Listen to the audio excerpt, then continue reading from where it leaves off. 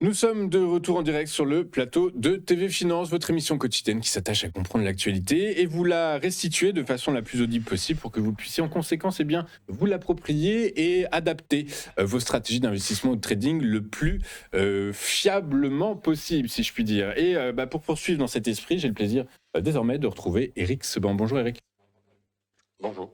Merci Eric d'être avec nous ce matin. Eric Seban, trader, formateur et coach. Vous êtes également le leader du réseau Strafi, un réseau de traders indépendants franchisés.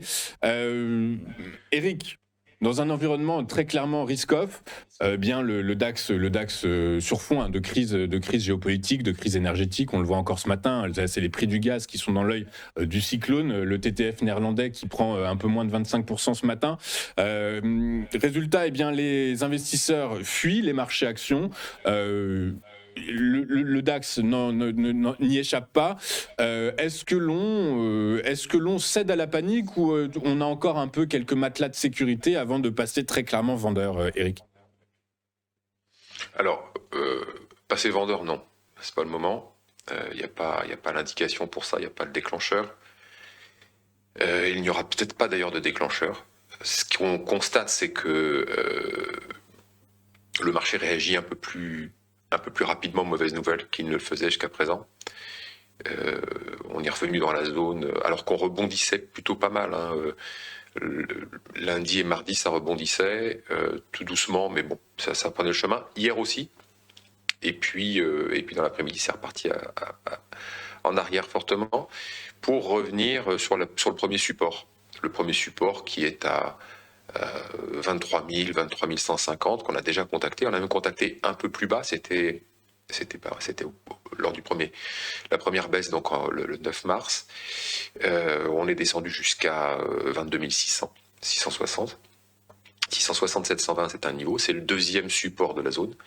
Et en dessous, il n'y a plus rien. Il n'y a plus rien jusqu'à 20 000 globalement. Donc 22 600, c'est le niveau qu'il va falloir observer parce que là, on y retourne. On est déjà retourné sur 23 000. Là, on y est. Le deuxième contact vers 22 600, il est assez probable puisqu'on voit bien que le marché n'arrive pas à imprimer un réel rebond, il repart en arrière. Alors ça peut être encore un double appui, attention, il ne faut pas non plus tout de suite imaginer qu'on va casser. Et c'est justement ce qui va se passer, là, ça va être l'observation de ce niveau charnière, 22 600. Si on passe en dessous, comment on passe en dessous? Est-ce qu'on fait une fausse sortie par le bas ou est-ce qu'il y aura du relais? En tout cas, si on clôture en dessous, sur des données weekly, je vous ai mis un graphique weekly qui est un peu plus, qui dégage le bruit et qui vous donne une vision un peu plus global de ce qui se passe semaine après semaine, et on voit bien que ça commence à être problématique sur le plan de chartiste. Sur le plan de chartiste, parce que ça ne veut pas dire que vous allez avoir des obligations de faire pour tout le monde. On voit bien que la capacité de nuisance de l'Iran devient bien réelle. Tout ce qu'on avait imaginé avec la capacité de circulation du pétrole et possiblement un conflit qui s'enlise, mais la possibilité de ne pas entrevoir de tension, ça commence déjà à patiner pas mal. Et dans la tête de certains, ils sont déjà tournés vers un plan B.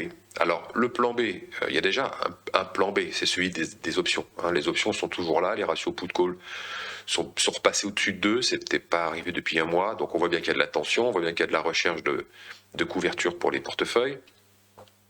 Jusqu'à quel niveau, je ne suis pas capable de le dire. Sous 20 000, probablement. Ça fera déjà 18-19% de baisse pour l'année, ça commence à faire pas mal. On n'y est pas encore, mais sachez que en dessous de 22 600, il y a de la place pour aller jusqu'à 20 000, il n'y a pas de gros support entre les deux. Donc là, il y aura des décisions qui vont être prises si on n'arrive pas à préserver ce support. Mais ça, encore une fois, c'est l'analyse du chart. Et après, il y a la réalité des couvertures, des protections qui sont en place. Et ça, on ne les connaît pas réellement. Tout ce qu'on peut voir, c'est que les protections sont toujours là. Il y a des recherches, donc personne n'est dupe. Alors évidemment, maintenant, c'est encore moins le cas qu'avant.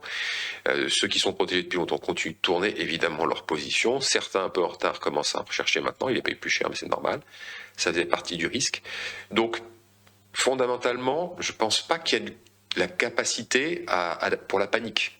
Voilà, donc c'est pour ça que je dis que c'est pas le moment de vendre, parce que d'abord on n'a pas le signal chartiste, et en plus le contexte réel des protections fait que la contrainte de vendre à toute vitesse, pour moi, elle n'existe toujours pas.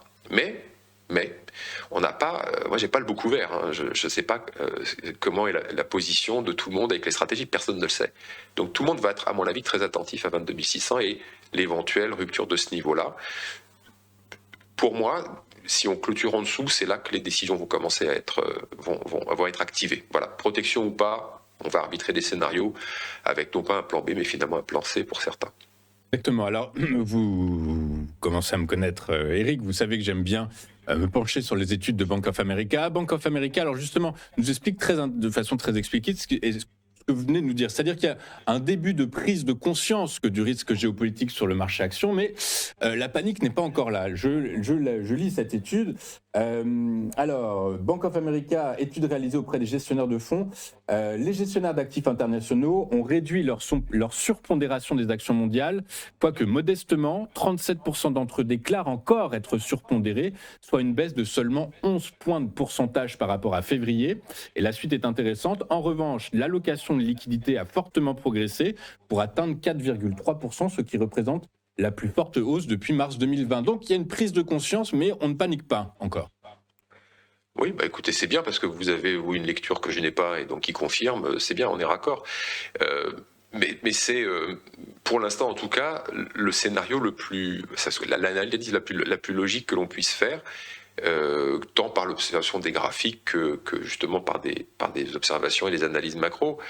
Ce qu'il y a de certain, c'est que il y a beaucoup de marchés qui sont maintenant en pause, hein, c'est-à-dire qu'il n'y a plus personne. Les échanges, vous prenez l'or en intraday, il n'y a plus personne. C'est le désert absolu. On voit bien que beaucoup se sont retirés en attendant d'y voir plus clair. Parce que tout le monde n'est pas contraint de faire quelque chose tous les jours. Donc ceux qui ne le sont pas, en tout cas, attendent de voir et se disent qu'effectivement, et c'est une évidence, la période n'est pas la plus propice pour prendre des risques. Et on attend de voir comment ça va se passer, on se protège pour le pire, et on commence à réfléchir à après, si jamais ça s'enlise. Alors c'est le cas, hein, ça s'enlise, puisque ça devait être éclair, ça ne l'est pas. Donc ça s'enlise, mais ça peut encore s'enliser beaucoup plus longtemps. Et surtout, comment on va faire sur le plan énergétique, et comment on va arbitrer son portefeuille par rapport aux conséquences. Tout le monde, on ne parle que de ça. Donc on voit bien que c'est un sujet hyper important, et donc c'est forcément pris en compte dans les scénarios des différents gérants.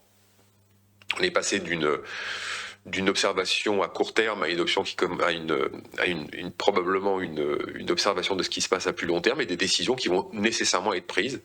À partir du moment où on va plus loin qu'un mois ou deux, il faut prendre des décisions, il n'y a pas de doute possible, il faut faire bouger les portefeuilles, sinon on ne fait pas de la performance. Donc il faut penser à après. Et c'est en ce moment ce qui se passe. Et c'est en ce moment ce qui se passe. Eh bien, écoutez, on va penser à après. On se retrouve la semaine prochaine pour voir comment cet après s'est déroulé tout au long de la semaine. Merci beaucoup, Eric, d'avoir été avec nous ce matin. Eric Seban, trader, formateur et coach. Et également, vous avez mis en place le réseau Strafi, qui est un réseau de traders indépendants franchisés. À très bientôt, Eric. Je vous souhaite une excellente journée. On se retrouve la semaine prochaine. Également. Et de notre côté, on marque une courte page de publicité. On se retrouve juste après avec les Market Movers de Bernard Prats d'Esclos. À tout de suite sur Téléfinance.